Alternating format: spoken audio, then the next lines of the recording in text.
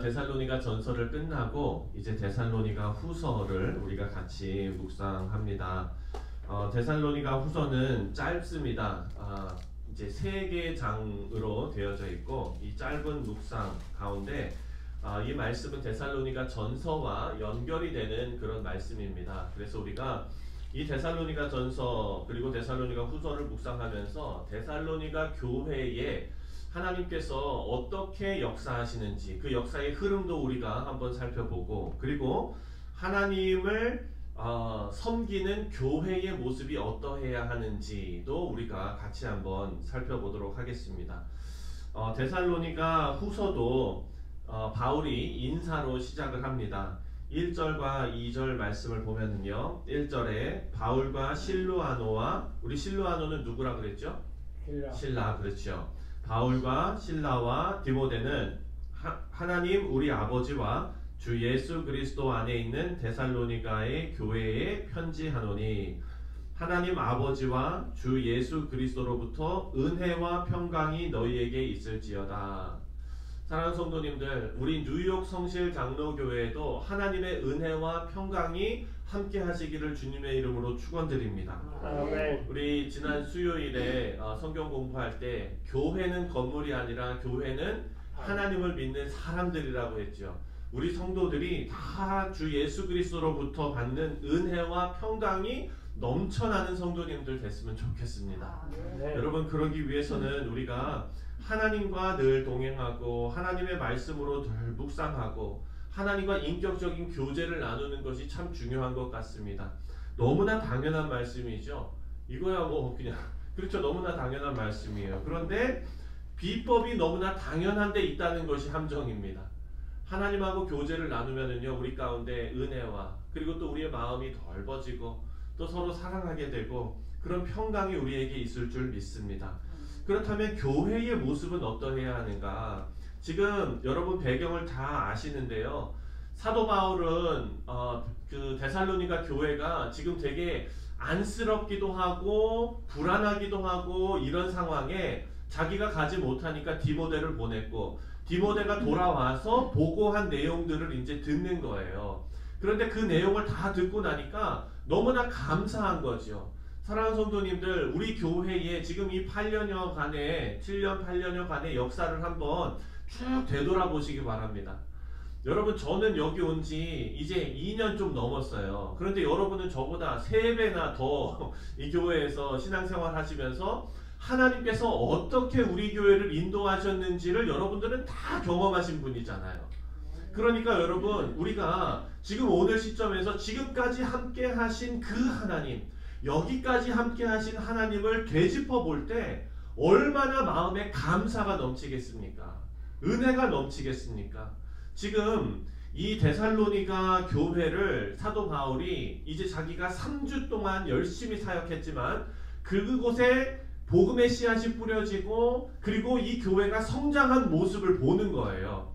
자기가 씨를 뿌렸는데 하나님께서 성장하게 하신 그 모습을 디모데로부터 이제 들었어요. 그랬더니 여기에서 뭐라고 얘기하냐면은 가장 먼저 형제들아, 3절에 형제들아 우리가 너희를 위하여 항상 하나님께 감사할지니 이것이 당연하다라고 얘기해요.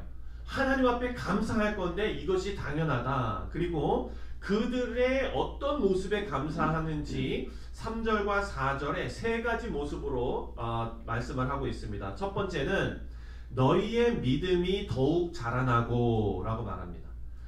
사도 바울이 하나님께 데살로니가 교회 성도들로 인해서 감사하는 그 감사의 제목 중에 하나가 데살로니가 교회 성도들의 믿음이 더욱 자라고 라고 되어 있어요. 사랑하는 성도님들, 우리는요, 우리의 믿음은 자라기도 하고 식어지기도 하고 요동치는 그런 신앙생활을 하고 있습니다. 그런데 영적으로 살아있는 교회는요, 성도들의 믿음이 자라는 교회입니다.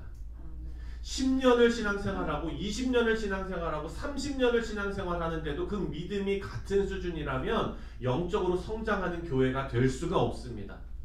우리는 믿음이 더욱 자라는 뉴욕 성실장로교회 모든 성도님들 되시기를 다시 한번 주님의 이름으로 축원드립니다. 아멘. 여러분, 믿음이 자랄 수 있는 것은 다른 방법이 아닙니다. 우리가 1년에 한 번씩 소풍을 가고 어디 뭐를 하고 이런다고 믿음이 자라는 게 아니죠. 믿음이 자라는 방법은 딱 하나입니다. 바로 하나님의 말씀이죠. 여러분들 다 잘 아시는 겁니다. 하나님의 말씀이 믿어지고 깨달아지고, 그리고 그 말씀이 내 삶 가운데서 나타나고 역사하시는 것을 내가 보고 내가 경험할 때 믿음이 자랄 수밖에 없는 것입니다. 성령 하나님께서는 우리와 동행하시면서 그런 식으로 믿음을 키워 나가십니다. 첫 번째, 우리의 믿음이 더욱 자라야 한다. 그것이 영적으로 성장하는 교회의 특징이다 라는 겁니다. 그리고 두 번째, 3절에 그 마지막 부분을 보면 두 번째로 사도 바울이 감사하는 내용이 있습니다. 너희가 다 각기 서로 사랑함이 풍성함이니. 사랑함이 풍성함이니. 사랑하는 성도님들, 믿음으로 성장하는, 영적으로 성장하는 교회의 특징, 우리 어제 주일 말씀에 예수님 오실 때까지, 재림하실 때까지 우리 교회가 해야 되는 일을 사도 바울이 알려줬는데, 그것이 바로 서로 사랑하는 일이다 라고 우리가 묵상했습니다. 오늘 본문 말씀에도 영적으로 성장하는 교회는요, 너희가 다 각기 서로 사랑함이 어떠하니? 풍성함이. 사랑함이 풍성함이. 이거 계속하는 얘기니까 여러분 뭐 답답하실 수도 있겠어요. 그런데 이렇게 계속 해야 되는 저는 얼마나 답답하겠습니까? 말씀에 계속 그렇게 나와요, 여러분. 그래서 우리가 말씀을 묵상하면서 하나님께서 왜 이렇게 반복적으로 우리에게 이 말씀을 주실까를 우리가 또 생각해 보면은 그것이 또 은혜가 될 수 있습니다. 영적으로 성장하는 교회는요, 사랑할 수 있는 교회인데, 사랑하는 것은, 사랑스러운 사람만 사랑하는 것은 쉽지요. 그렇죠? 우리 집사님 자녀들이 예쁜 짓만 할 때 예쁘게 이렇게 사랑해 주는 건 쉽지 않습니까? 그런데 자녀들이요, 속상하게 할 때도 분명히 있거든요. 그때 사랑하는 게 진짜 사랑인 것 같아요. 저희가 아이들을 데리고 그 1일 수련회를 갔습니다. 네, 아름다운 장소에 가서 이제 아이들 이렇게 풀어놓고 너희들 이제 말씀 묵상하는 거 해보자. 그러고서 이제 말씀 묵상 이렇게 딱 했어요. 그랬더니 처음 반응이 목사님 좋아요. 우리 말씀 묵상하고 싶어요. 설마 이러겠습니까, 우리 아이들이. 네, 그냥 앉혀놨는데 이거 뭐냐고, 이거 왜 여기서 이걸 하냐고, 그런 눈빛으로 원망의 눈빛으로 저를 자꾸 쳐다보는 거예요. 네, 그때 여러분 제가 여기에 뭐가 올라오겠습니까? 욱하고 올라오죠. 네, 그런데도 사랑스러워요. 우리 아이들이 사랑스러워요. 그래서 제가 한 장씩 다 나눠주고 시편 23편을 다 묵상하도록 가르치고 묵상하도록 했어요. 근데 놀라운 일이 벌어졌습니다. 아이들이 1시간여 이제 시간을 주면서 그 아름다운 자연 속에서 어디든지 너희들이 가고 싶은데 가서 말씀을 깊이 묵상하고, 그리고 그 말씀에서 너희들이 하나님께 받은 그 마음을 이제 다 적어보는 거예요. 그래서 그거를 다 알려주고 했는데 하나님께서 저에게 위로를 주시고 저에게 정말 이렇게 감동을 주시는 것이, 가장 안 할 것 같은 그 아이가 그것을 너무나 잘해 갖고 온 거예요. 그래가지고 제가 사실 이거는 뭐 본인이 개인 묵상한 거니까 제가 걷어가지고 검사하고 뭐 이럴 건 아닌데, 너무 궁금해가지고 잠깐 제가 다 걷었어요. 걷어가지고 제가 하나씩 읽어보는데, 글쎄 누구라고는 말을 안 하겠어요. 그런데 가장 안 할 것 같은 그 녀석이 너무나 성의껏 그걸 한 거예요. 그래서 제가 그 아이가 읽어본 것을, 쓴 것을 읽어보면서 얼마나 은혜가 됐는지 몰라요. 네. 그 아이뿐만 아니라 모든 거기 참석한 학생들이 너무나 아름다운 신앙 고백을 거기다 쏟아놨어요. 사랑하는 성도님들, 그런 아이들을 보면서 제가 그렇게 예쁘게 할 때만 사랑하는 마음이 생긴다면 그건 쉬운 거예요. 그런데 여러분, 그들이 저의 마음을 찢어 놓을 때가 있거든요. 그때도 사랑할 수 있는 것이 사랑이 풍성한 교회인 줄 믿습니다. 사랑하는 성도님들, 우리 교회 업앤다운이 있을 수 있거든요. 네, 그때마다 우리가 이 말씀을 기억하시고 우리는 영적으로 성장하는 교회이다. 그래서 우리는 사랑이 풍성함이 우리 가운데 나타날 줄 믿습니다. 이런 믿음으로 신앙생활 하시기 바랍니다. 그리고 세 번째로 영적으로 성장하는 그 교회의 특징이 4절 말씀에 나와 있습니다. 우리 4절을 다 같이 읽겠습니다. 시작. 그러므로 너희가 견디고 있는 모든 박해와 환난 중에서 너희 인내와 믿음으로 말미암아 하나님의 여러 교회에서 우리가 친히 자랑하노라. 아멘. 여기 보니까 너희가 견디고 있는 모든 박해와 환난 중에서 너희의 인내와 믿음으로 말미암아. 지금 여러분 잘 아시는 대로 데살로니가 교회는 엄청난 시험과 환난과 박해를 받고 있습니다. 그런데 이 가운데 지금 성도들이 어떻게 하고 있다고요? 견디고 있대요. 견디고 있대요. 그런데 여러분 인내라는 단어, 여기에 나오는 인내라는 단어는요, 그냥 아무 생각 없이 버티고 견디는 것이 아닙니다. 저는 제 아버지하고 추억이 많은데 저희 아버지하고의 추억 가운데 큰 부분을 차지하는 것은 사우나예요. 목욕탕. 네, 한국에 저희 그 교회가 있는 그 지역에 한 차로 20분 30분 가면은 유황 온천, 그 온천 있잖아요. 온천. 그 온천이 있어요. 그래가지고 거기에 이제 저희 아버님하고 저하고 자주 갔어요.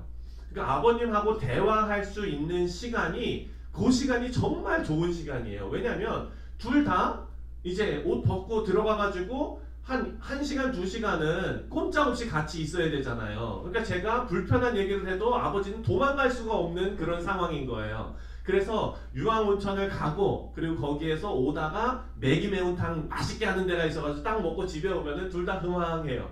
그런데 그 아버님하고 같이 이제 그 유황온천에 가면은 여러분 거기에 뭐가 있는 줄 아세요? 불한증막.